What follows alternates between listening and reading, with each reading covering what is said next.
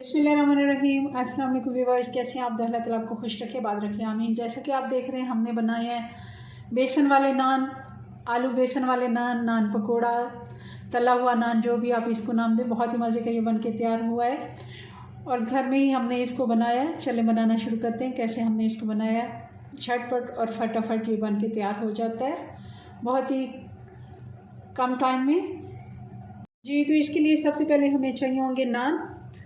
ये होममेड नान है, मैंने खुद बनाए हैं। तो आप बाज़ार के नान भी ले सकते हैं, रोटी भी ले सकते हैं। और 3 नान मैंने बनाने हैं, इस हिसाब से मैं बेसन का सारा मसाला बनाऊंगी। चलिए बनाना शुरू करते हैं।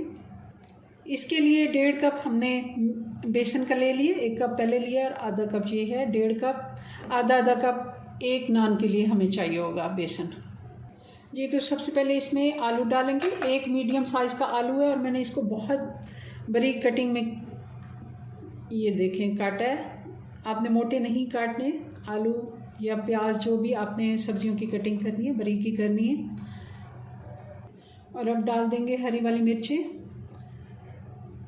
ये आप अपने टेस्ट के मुताबिक कम ज़्यादा कर सकते हैं। मैंने बारीक वाली थी तो 4 से 5 मिर्चें ली हैं। और धनिया डाल देंगे, प्याज डाल देंगे और पालक डाल देंगे। अब ये हस्बे ज़रूरत जितनी आपको पसंद है उतना डाल सकते हैं। मैंने 2 मुट्ठी जितना डाल दिया था। अब डालेंगे इसमें हमारा ये होममेड पकौड़ा मिक्स है। इसकी रेसिपी मैं दे चुकी हूँ, आप चाहें तो अलग अलग भी डाल सकते हैं। इसमें कुटी हुई लाल मिर्च है,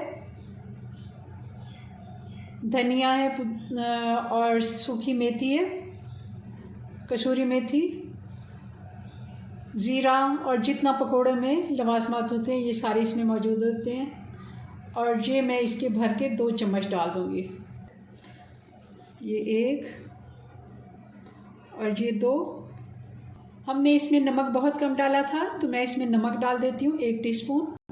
अब इन सबको मिक्स करेंगे अच्छे से बेसन के साथ। इसको ये सारे मैंने बेसन के साथ सब्जियां मिक्स कर दी हैं। अब हम इसमें पानी डालेंगे और इसको गूंद लेंगे। पकोड़ों का बैटर हमने बना लिया। बहुत ज़्यादा पतला भी नहीं बनाना कि बहने वाला हो और बहुत गाढ़ा भी नहीं बनाना कि चिपके ही नान को। मैं आपको इसकी ये दिखा देती हूँ। इस तरह गिरने से जैसे खुद ब खुद ही ये गिर जाए। इसको साइड पे करते हैं जी। तो इसमें मैंने नान जो बनाए थे इसमें मैंने आधा मैदा डाला था, आधा मैंने घर का आटा डाला था चक्की वाला। इसके हम इस तरह चम्मच भर के पहले रख लेते हैं 4 कोनों में और फिर इसको फैला देते हैं। क्योंकि घर में जो हम चीज़ बनाते हैं वो हेल्दी होती है। मैदा हमारी सेहत के लिए बहुत अच्छा नहीं होता। आजकल वैसे भी इतनी बीमारियां हैं इन चीज़ों से। बाज़ार की चीज़ें आप कम ही इस्तेमाल किया करें, कोशिश करें घर पे ही बनाएं जी। तो इस तरह हमने सारा इसके ऊपर बैटर लगा दिया, अच्छे से फैला के। किनारों पर भी हमने सही से लगाना है। अब दूसरे नान भी दोनों मैं इसी तरह बना लेती हूँ। पैन हमने चूल्हे पे रख दिया और हमने इसमें इतना ही ऑयल डालना है जिसमें ये हमारा नान जो है डिप हो जाए, तकरीबन आधा इंच जितना। आप कोशिश करें इस तरह का पैन लें क्योंकि पैन जो होता है उसमें कम ही